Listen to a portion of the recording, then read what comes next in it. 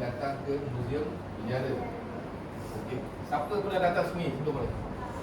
Ramai pernah datang.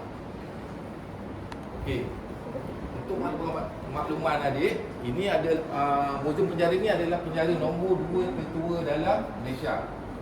Nombor 1 penjara Penang, nombor 2 Bandar Hilir, nombor 3 penjara Taiping, nombor 4 penjara Air Molek, nombor 5 baru penjara Pudu. Okey, bila banduan telah dijatuhi hukuman oleh mahkamah, polis akan bawa dekat penjara. Bila sampai ke penjara, kita akan bawa banduan ke sini. Ini nama dia, pejabat rekod. Bila banduan sampai sini, kita pastikan banduan ada bawa waran. Yang ni pada biru ni, biru kuning putih. Sama ada mahkamah tinggi, seksyen ataupun mahkamah magistrate. Yang kuning tu untuk banduan gantung. Dia punya warnanya warna kuning. Yang putih tu untuk askar. Contohnya lah askar masuk dalam penjara, lepas tu kalau dia bebas, dia bukan terus bebas balik rumah tak ada. Nanti polis askar akan ambil dia, dia akan masuk penjara askar pula. Itu bagi askar. Okey, bila sampai sini, kita akan daftar banduan di dalam buku kemasukan banduan. Kita akan daftar dia. Tapi sekarang ni pun pakai buku lah, kita pakai komputer kita pakai. Bila kita dah daftar banduan dalam buku ni, settle, lepas tu kita akan daftar barang-barang banduan. Contohnya lah dia ada bawa sumbang ke, jam tangan ke, duit, kita tulis dalam buku atau benda banduan. Barang ni masa dia bebas, dia boleh ambil balik. Okey, barang tu nanti kita akan seal, kita akan simpan dalam peti ni. Macam penjara ni dulu, kita muatkan lebih kurang 300 orang banduan saja. Banduan lelaki.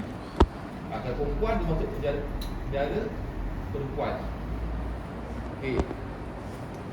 Kalau pondan, kalau dia full operate, dia akan duduk penjara perempuan.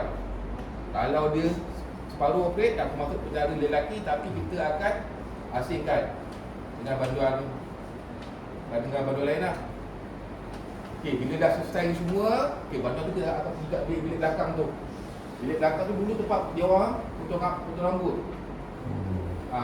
Mana dasar rambut panjang, ke jambang atau semua, kita akan tukur lah dekat situ. Habis selesai kat sini, banduan ni kita akan bawa ke lokal sementara. Okey, sampai lokal sementara tu, kita akan ambil baju dia. Contohnya lah, dia pakai t-shirt, kuaji, kasut, kita ambil, kita akan pakaikan dia baju banduan. Okey, bila dah selesai, banduan ni kita akan bawa di doktor. Contohnya lah, banduan tu cakap minggu depan dia nak pergi orang yang dia pergi temu janji hospital tu semua. Nanti doktor akan uruskan. Ada yang banduan cakap saya tak boleh makan daging sebab pergi tak dengar pun, dia nak makan bubur. Nanti dia akan berurusan dengan doktor. Nanti doktor yang bagi dia. Lepas tu, bila selesai sini, kita akan terus bawa banduan ke bilik dia.